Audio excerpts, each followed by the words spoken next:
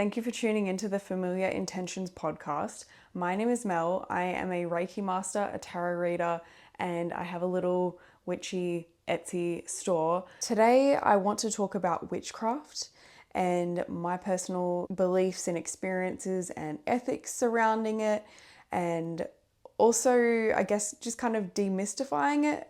Demystifying it? Is that the right word? Yeah, I think so.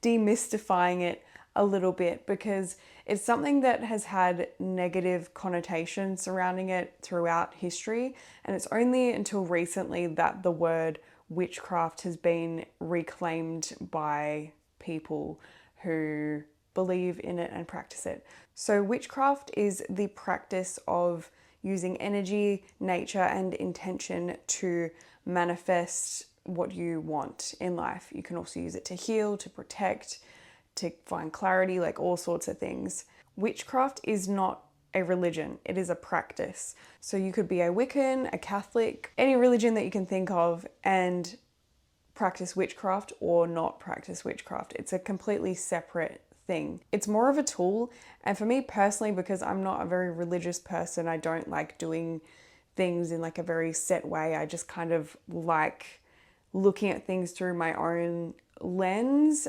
That's kind of why I've leaned into it a lot. It's something that I have been diving into since I was a teenager. Even before I started diving into tarot and Reiki, this was something that was helpful for me. It helped me heal things, helped me to find clarity, and it's still something that I use now. Like, I thought that also making this episode would help to clarify what I'm doing with Familiar Intentions, because a lot of the things that I do are witchcraft. So I've got my oils that I make, I've got my sigils, I've got a few other things planned that I want to do, but at its core, all of these things are witchcraft. I believe that absolutely everything has energy. So all living things, whether that's animals, plants, you know, the ocean, the elements, whatever, seashells, anything that you can think of, it all has its own energy or its own soul or its own essence, depending on how you want to look at it. For example, on Valentine's Day, why do we give red flowers? Because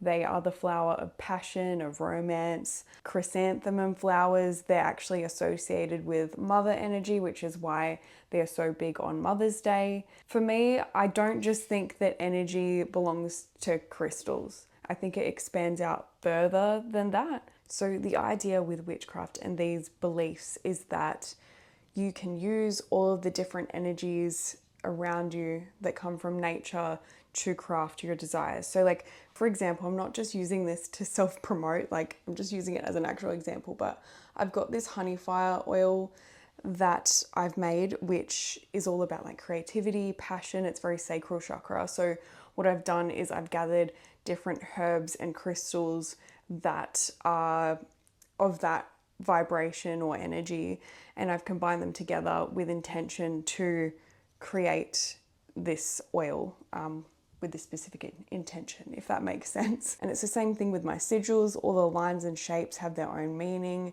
and there's honestly like so many things that you can do with witchcraft, like emphasis on the craft. It's you making things, you're creating things through intention and the use of nature. So I've personally like never actually used anything that I've seen in a book. Like I've read all sorts of different things for inspiration, but I personally feel like the most powerful way for you to create your own stuff, your own spells, because there's like no other way to put it, that's what it is to craft something unique that is unique to you. So I'm not saying like don't go and follow what other people are saying, or don't follow a recipe that you see, because like that definitely would have power, but I just personally like the creative side of it, if that makes sense. And yeah, although I say that I love the freedom of it, I still have ethics and morals. So these are my personal ethics when it comes to witchcraft. My first one is don't fuck with the environment. So I am vegan, so that's just naturally a moral of mine anyway, to just try and like be as good as you possibly can. But just doing things like, I don't know, burying plastic outside, or just trashing things. Just, yeah, be careful with what you're doing, because if you're using nature to manifest your desires, I feel like you should respect it at the same time. So yeah, that's number one. My next point will be, don't mess with the free will of others. So this, I'm talking about love spells. Oh my God. Like, people can do what they want. You know, I can't do anything about it, but I personally feel like love spells are giving desperate. Like, you need to focus your energy on yourself, or like healing yourself, because if you are looking to make someone fall in love with you or something like that, make someone do anything, that's icky. That's so icky. Even if it doesn't work, like the fact that you as a person feel like it's okay to manipulate someone like that, I think that that's just gross. So yeah, bad ethics, bad juju. I honestly don't think that you're going to get anything good from that in the long run. So just a little side note from Mel from the future editing. So I just wanted to add that I don't think love spells overall are bad. The ones that I'm talking about here are the ones where you are targeting a specific person and intending to make them fall in love with you or whatever. I don't like that, but I think that in general, love spells are good and they're okay. Like, if you're putting something out there into the universe, trying to invite it in with a sense of openness and you're not targeting an individual, that's totally fine. Also, self-love spells, all that kind of stuff, totally fine. The ones that I'm talking about here are the more manipulative ones, which I think are icky. So yeah, just thought I would clarify that. But in saying that, hexing. So I'm okay with that. Like, granted that it is valid. So I see it as, if someone was to come up to you and punch you in the face, you are within your right to punch them back and fight them. Like, that's totally cool. You need to defend yourself. And it's the same thing energetically. Like, if someone is doing something to you, like putting some bad stuff out towards you, or, you know, talking crap, or like whatever it is, like, you are well within your rights to defend yourself energetically. So hex away, fuck them. I personally like return to sender spells, because technically people are hexing themselves if they get any repercussions from that. So you're basically just putting up like an energetic barrier and being like, if anyone tries to mess with me, then they're going to get it back. So I just feel like if you have a clean conscience, you're fine to do that type of stuff. But if you're just going around hexing people because, like, oh, they looked at you funny, or like, I don't know, you just don't like them, or you're being petty, then, like, you know, you're being an asshole, and that is just going to come straight back to you.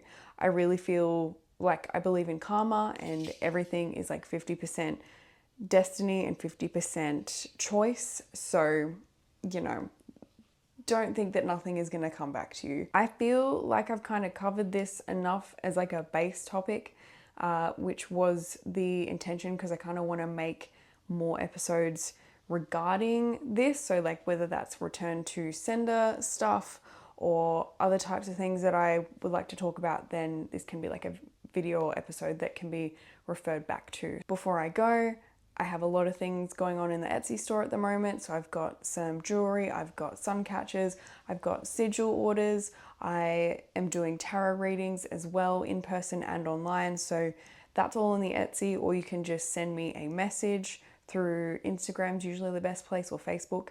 But yeah, all my links are in the description, and I hope that you enjoy your day.